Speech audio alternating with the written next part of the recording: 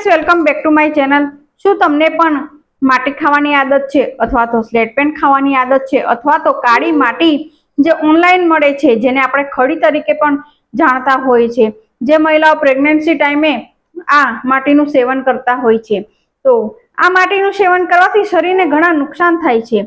તો આજે હું તમને જાણકારી આપીશ કે આ માટીનું સેવન કરવાથી કયા કયા રોગ થાય છે, કઈ કઈ બીમારી થાય। આજનો વિડીયો જરૂરથી પૂરો જોજો અને સારો લાગે તો વિડીયોને જરૂરથી લાઈક આપજો અને તમારા ફ્રેન્ડ ફેમિલી સાથે પણ જરૂરથી શેર કરજો। પેન કાળી માટી અથવા તો ગોરમટી માટી અથવા તો મુલતાની માટી અથવા તો જે ઓનલાઈન મળે છે નકુમઠ રોસ્ટેડ ક્લે, પછી હાફ રોસ્ટેડ ક્લે, એવા બધા ઘણા બધા વિડીયો પણ યુટ્યુબ પર આવે છે।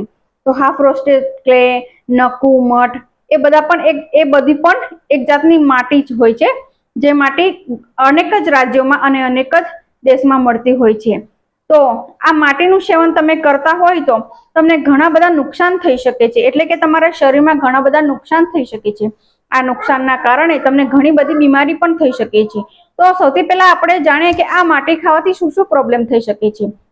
સૌથી પહેલા તો જો તમે આ માટી અથવા તો સ્લેટ પેન ખાતા હોય તો તમને ડાયજેશન ઓછું એટલે કે તમારી પાચન શક્તિ ઘટી જાય છે। જો તમે આ માટી સ્લેટ પેન કંઈ પણ ખાતા હોય, ચોક ખાતા હોય તો તમારા પેટમાં જીવાણુ પેટમાં આવી શકે છે, કેમ કે આ માટી બધા એવા જીવજંતુઓ જે ઝીણા ઝીણા બેક્ટેરિયા રહેતા હોય છે, જીવજંતુઓ રહે છે, જે આપણે ખાવાથી આપણા શરીરમાં આવી શકે છે। સાથે જ તમને પેટનો દુખાવો થઈ શકે છે, કબજિયાત થઈ શકે છે, સાથે જ તમને પાચન તંત્રની સમસ્યા પણ થઈ શકે છે, બહુ જ તાકાતથી તમારે ટોયલેટ કરવું પડે એવું પણ થઈ શકે છે, સ્કિનમાં પણ પ્રોબ્લેમ થઈ શકે છે। ઘણા લોકોનું લોહી ખૂબ જ ઓછું થઈ જાય છે આ માટી ખાવાથી, ઘણા લોકોને ખૂબ જ તબિયત વધી જાય છે કે ફેટ વધી જાય છે। આ માટી ભોજન કરતા વધારે માત્રામાં લેવામાં આવે તો તમને પેટમાં ઘણા મોટા ગાંઠ એટલે કે માટીની ગાંઠ પણ થઈ શકે છે, તમારા પેટમાં ઇન્ફેક્શન થઈ શકે છે, શરીરમાં રહેલી કિડની છે એ કિડની ખરાબ થઈ શકે છે, કિડની સ્ટોન થઈ શકે છે એટલે કે પથરી થઈ શકે છે, મોઢામાં પણ છાલા થઈ શકે છે, ફોલ્લા થઈ શકે છે અને તમારું મોઢામાં પણ ઇન્ફેક્શન થઈ શકે છે, સાથે જ તમને ગળાનો દુખાવો થઈ શકે છે, થાઇરોઇડ થઈ શકે છે, પીસીઓડી થઈ શકે છે, આટલી બધી બીમારી થઈ શકે છે, શરીરમાં કમજોરી આવી શકે છે। આ બધી માટી ખાવાનો પ્રોબ્લેમ સૌથી મોટો પ્રોબ્લેમ શું છે કે આપણા શરીરમાં કેલ્શિયમ ઓછું હોવાના કારણે આ માટી ખાવાની ઈચ્છા થતી હોય છે। તો આ માટી ખાવાના બદલે જો તમે કેલ્શિયમ વાળી ગોળી પીવાનું ચાલુ કરશો તો તમને આ આદત ખૂબ જલ્દી ઓછી થઈ જશે। માટી ખાવાથી જો તમારી શરીરની કોઈ નસ બંધ થઈ જાય, એટેકની સમસ્યા થઈ શકે છે, જાડુ થઈ શકે છે, અથવા તો કોઈક નસોમાં શરીરમાં કોઈ પણ નસમાં તમારું લોહી જતું અટકી શકે છે।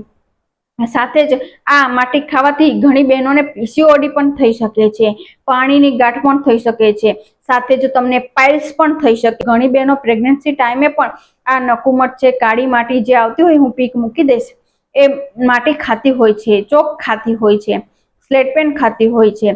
ઘણા ભાઈઓને પણ મેં જોયા છે જે ચોક ખાતા હોય છે, સ્લેટ પેન ખાતા હોય છે, માટી ખાતા હોય છે।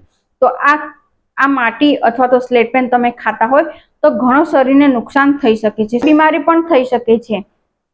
તો જે વ્યક્તિ માટી ખાતું હોય ને એ વ્યક્તિએ આ માટી ખાવાનું આદત છોડવી જોઈએ। ગર્ભવતી મહિલા આ માટીનું સેવન કરે તો એના બાળકને પણ નુકસાન થઈ શકે છે, બાળકને પણ ઘણા બધા હેલ્થ ઇસ્યુ થઈ શકે છે। તો દોસ્તો આ માટી ખાવાનું હંમેશા માટે ટાળો।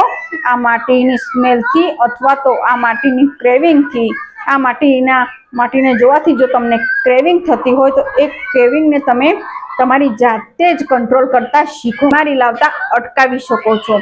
જો તમારું નાનું બાળક પણ આ માટી ખાતું હોય તો કેલ્શિયમ યુક્ત જે દવાઓ આવે છે એ તમે ડોક્ટર પાસેથી જઈને લઈ શકો છો। સાથે જ જો તમને પણ આ માટી ખાવાની આદત હોય તો તમે પણ ડોક્ટર પાસે જઈને કેલ્શિયમ વાળી દવાઓ લઈ શકો છો, પોષક તત્વો વાળી દવાઓ લઈ શકો છો, જેના કારણે તમારી આ ક્રેવિંગ છે એ ઘટી શકે છે। તો દોસ્તો મારો આજનો વિડીયો હતો કે માટીનું સેવન શા માટે ના કરવું જોઈએ।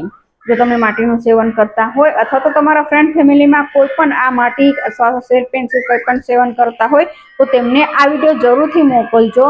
અને આજનો વિડીયો તમને ગમ્યો હોય તો જરૂરથી તમારા ફ્રેન્ડ ફેમિલી સાથે શેર કરો અને મારા વિડીયોને લાઇક કરો, યુટ્યુબ ચેનલને જરૂરથી સબસ્ક્રાઇબ કરો. તો દોસ્તો આ હતો મારો આજનો video. Thank you for watching my video.